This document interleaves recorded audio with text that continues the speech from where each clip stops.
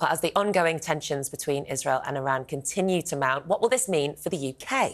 Tell us more, we're joined by Times Radio presenter James Sanson and former Home Office advisor Claire Pearson, who's really excited because we're going to talk about Rwanda. Guys, just to start with, and it's a really, I think it's one of the most difficult things you can do on a station, really, is talk about a situation, you know, war, potential war, because a lot of people will go, it's a dangerous time, fact. Yes, and I think what we've been reminded of in recent days is why Britain stands shoulder to shoulder with Israel and always has done. It's been very easy and understandable in recent weeks and months to criticise legitimately Israel's operations in Gaza. And it's right that we continue to make those criticisms and be a critical friend. But the reason we have always stood shoulder to shoulder with them is because they are surrounded by enemies who wish for nothing but their destruction. And what Israel will tell you is that when they're fighting Hamas in Gaza, they are not just fighting Hamas, they are fighting Iran, because Hamas is a proxy for Iran in the same way that the Houthis in Yemen, who've been causing chaos in the Red Sea,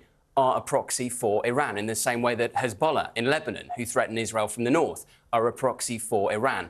And that is why it is important that we do continue to stand shoulder to shoulder with Israel, albeit continue to call out the excesses of their operations in Gaza. I'm going to sound like your dad, and forgive me. I think I've sat here for 6 months. That is the finest description of the reality of where we are I have heard. Is it not, Claire? Yeah, he's dead right, isn't he? Yeah, I think we do have to hold Israel. Absolutely, we have to look at that humanitarian situation. We can never get away from their right to get rid of Hamas after October the 7th. But they are surrounded. I've been saying it, Iran is a dangerous animal, but is it as dangerous? I mean, if you get involved, I don't know, do they want us to get involved? It's a difficult time.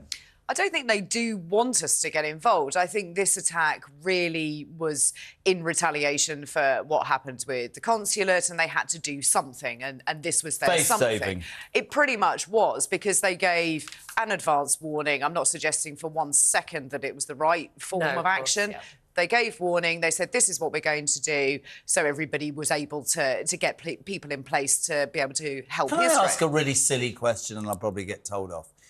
If you're at war, why do you warn somebody you're about to attack them? Well, this is because of the existence of the Iron Dome and the involvement of allies. I think the fact that this was warned about, this is what I was trying to say to Chris Parry, again, not excusing it, not saying it was the right thing to do, but that is to suggest that as a move, it was to kind of show that they are prepared. It was a kind of... And show Hamas that they're on their side. More of a warning shot than anything else. And to show that they were retaliating for that attack on the consulate. Do you agree with Nick that they would have known that these could have been stopped? Because that was the point you were trying to make of Chris. She wasn't condoning what happened. She was saying, were they trying to save face to their own people? Were they trying to save face and send a message to Hamas and send a message to Israel without actually getting to a point where people were killed? Well, Israel attacked their consulate, right? And Israel, like, officially, they haven't even recognised that, you know... No, that's true. But, you know, look, it's pretty clear Israel did attack the Iranian consulate in Damascus. Syria. Why did they do that? Why did they do that? Well, because they would say they were targeting a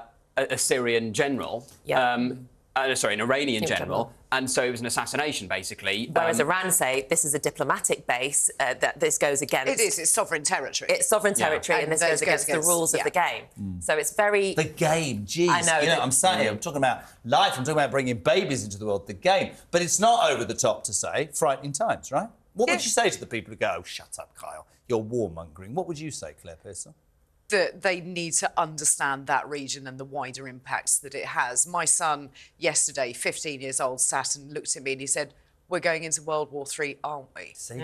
And it's that kind of level now that we're at. And I think people really need to understand that these people are serious, they are dangerous, and they are armed, and they will not stop until they complete whatever it is they see their mission to be. Well, as much as I've tried to talk myself out of talking about this, I've just been told we've got to talk about it. Joy, Claire and James! Recess is over. MPs are back from their holiday, despite the fact the country's on its backside, and Rwanda's back at the top of everybody's piece of paper. Yawn, yawn, Claire. I misread. I wasn't even lying this morning. Right, the Times. Britain may try to send migrants to Costa. I flicked off and thought, good Lord, they're all coming away. It was Costa Rica. I mean, I'm being serious, man.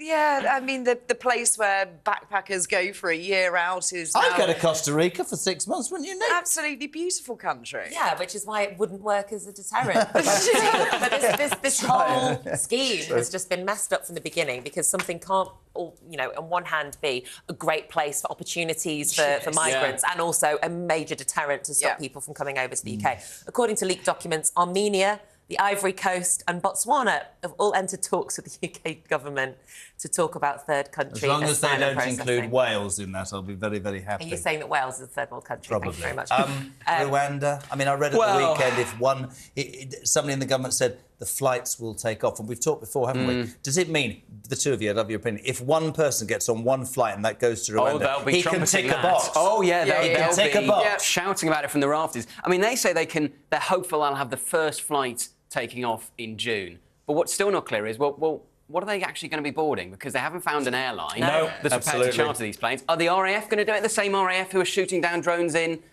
Jordan, actually doing proper work? Are you going to divert those RAF to... And the Rwandans are selling off the properties that were sidelined for migrants. And also, there is that issue that the RAF bases need an enormous amount of investment to bring them up to standard security-wise if you're going to transport individuals. So several million more pounds will be needed. Not on our list. I want to throw this at both of you. Hope Nick doesn't mind. A couple of things. Firstly, Angela, but secondly, something we were talking about this morning. The horrendous situation in the Middle East makes me cast my mind back to things like the Falklands. Can you see the fact, certainly in America, Biden suddenly having to be a world statesman, Trump's in court. In England, apparently the Tories are facing electoral wipeout. In terms of conflict, the government always gets a boost, Claire Pearsall, doesn't it?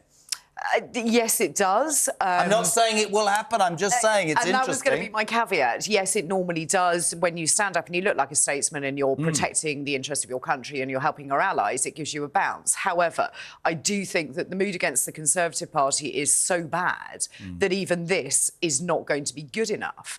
My concern is that what's going to happen should the Labour Party get in? How much are they going to be on the same side as the Conservatives with supporting Israel?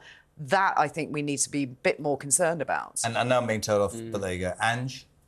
And the questions don't go away. And she needs to be more transparent. And I think the problem Labour have now is, had she, from the outset... What if she's telling the truth? ...actually been... What if she's telling the truth? She may well be telling the truth, but we don't know because she's not giving us the answers that I think are legitimate questions. And had Labour, from the outset, had Angela Rayner said, look, I'll hand over all the documentation. If I need to pay some more tax, I'll pay it. People would have been forgiving. Yes, tax is quite complicated. The fact that she's obfuscated from the start and been quite defensive over this has made the situation worse. She probably hasn't done anything intentionally wrong, but we don't know. And until she provides more transparency, this issue is going to run and run. Fascinating. Well, thank you. Thank you. Thank you so much, James Hanson from Times Radio and former Home Office advisor Claire Pearsall.